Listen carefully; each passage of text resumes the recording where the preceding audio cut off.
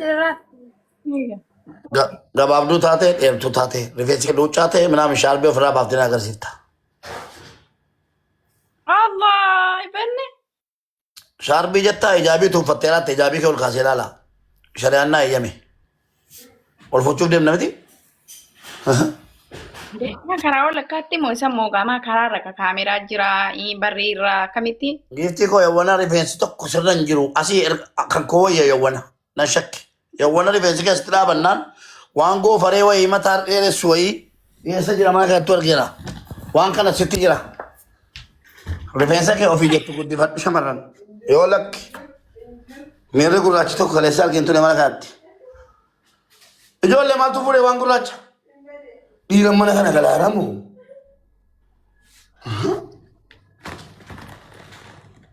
Miirri wanti gurraachi.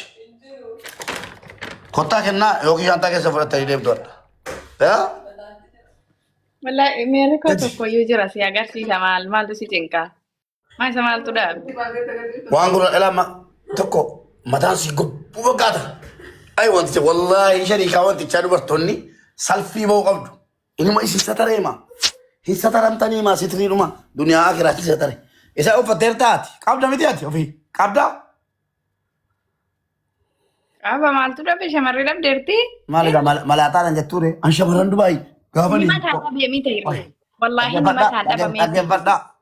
Sadi bo shamarran Dubaay gaafa nufu hundi jira shaarbiidhaan dhufan. Hundi jira mataan jira dheeraadha. Gobbuudha dudubba kana. Masha Allah bakka dubartiin lafannaan mare. Yeroon iccitii isaa argu ashaangullicha sadii fakkaatanii jiru. Afur fa'i. Malaaxaa duwwaadha. Sumeen jedhama.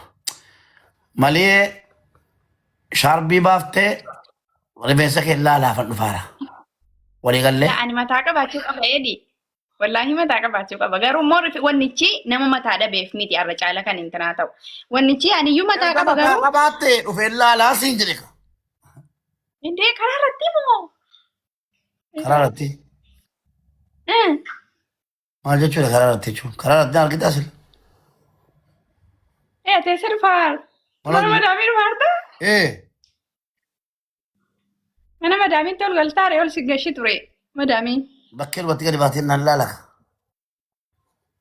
Gomaan ree bakkee dhuma irratti moo nama meeqa nama argama karaarra yaa'ee kaameraan bakka meeqa jira?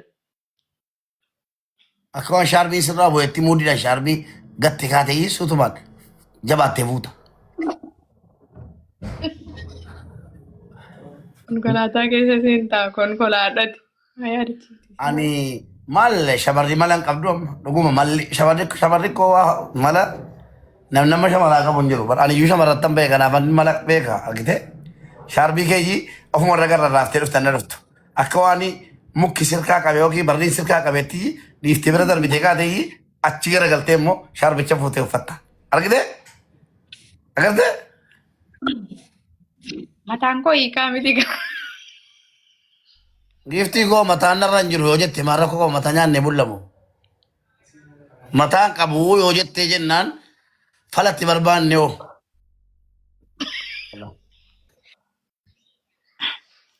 Hin jiru mataan nurra. Bakka akkana Mataa bishaan baay'ee nurraa fite quluu ta'eera hundinuu. bakka masaa kana baadhee deemaa jira jedhi ilmi ashaangulliitii qibaatii sii bita. Inuma waan barbaaddu atti qibaatii gosa barbaaddu. Wiigii godhadhuu dhaqee. Bakka maasumee koo ani nama wiigii hin beekne kayrootti koo wiigii Kan beekus kan hin beekne jira bara. wiigii asirratti foon namaa fakkaatu akkatti laxxafadhee kayrootti koo shurrubbaadhaan as ba'aan ture hin argineema. Hin agarru ta'e. Kanaaf wiigiidhaan na shawwaddan. Silaafisa dubartii yoo siin mataan koo kana jettee yoo shakke duddubarraan mataa si shurrubbaa harkatti maradhee keetanii dudda sitti jedhee harkisee laala. Waan jamaa ta'e. Sumee koo mataan suni mataan jaalladhe suni keetii mitiidha sumi.